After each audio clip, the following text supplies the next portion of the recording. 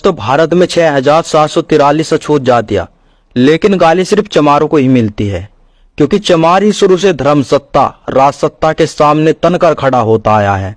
चमारों ने ही मिट गए बौद्ध धर्म को जिंदा किया, आदि धर्म को खड़ा किया और ब्राह्मणों की धर्म सत्ता को चुनौती दी।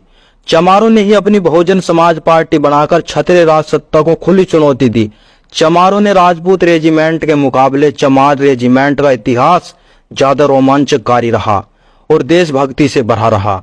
व्यापार में भी बनिए को चुनौती दी। वो व्यापार वाणिज्य के मुकाबले डिक्की का गठन करके चमारों का दलित साहित्य आज पूरी दुनिया की यूनिवर्सिटी में पढ़ाया जा रहा है। चमारों ने सबसे बड़ा सामाजिक सांस्कृतिक आंदोलन खड़ा किया। अब चमारों के बहुजन वोट के चर्चे भी होने लगे हैं और खुद अपना जाति संगीत बनाने लगे हैं। वो हर जोर जुल्म जबरदस्ती के सामने डट कर खड़े होते आए हैं, इसलिए चमारों के सभी जलते आए हैं। वो टुकड़े टुकड़े कट जाता है मगर झुकता नहीं। केवल वही है जो मनु और तुलसीदास की लिखी अमान्य बातों को नकारता है, उनसे विपरीत परिस्थितियों में भी शिक्षा में ब्राह्मण के वर्वच्छ को तोड़ता है। चमार एक जिंदा कौम है, जागृत कौम है। इसलिए यही कहा जाता है कि 6,743 अछूत जातियों में कोई कुछ भी करे, लेकिन गालियां सिर्फ चमार को ही मिलती है।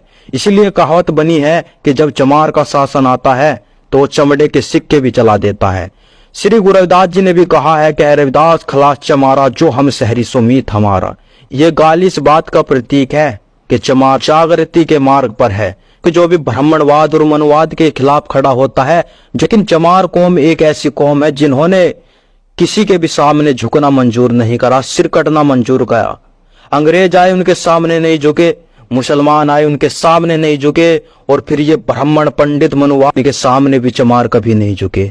चमार एक ऐसी कौम है जिन्होंने मेहनत करके खाई, संघर्ष करके खाया, लेकिन कभी अपने आप को बेचने नहीं दिया, कभी अपने आप को दबने नहीं दिया, और कभी जुल्म के सामने खड़े रहे लेकिन झुके नहीं।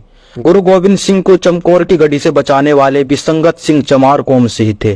तो दोस्तों, चमार कौम झुकने वाली कौम नहीं है, चमार कौम डटकर सामना करने वाली कौम है। इसलिए ब्राह्मणवादी लोग, मनुवादी लोग, जब इनकी चलती नहीं, जब इनका ब्राह्मणवाद को उनको झूठा बताया जाता है, जब इनको सच सामने आ जाता है, तो ये जलती है और कहते हैं कि चमार तो नीच है, क्योंकि इनकी कहावत यही है, जो इनके सामने मुकाबला करे, जो इनको हरा दे, वो नीच हो जाता है। लेकिन चमार कौम शुरू से जागृत कौम है।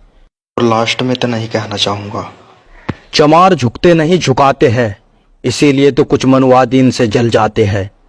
संघर्ष करना हमारे खून में है, हम मेहनत करके खाने वाले हैं। और तुम कितना ही नीच कहो, लेकिन चमार अब किसी से दबने वाले नहीं है।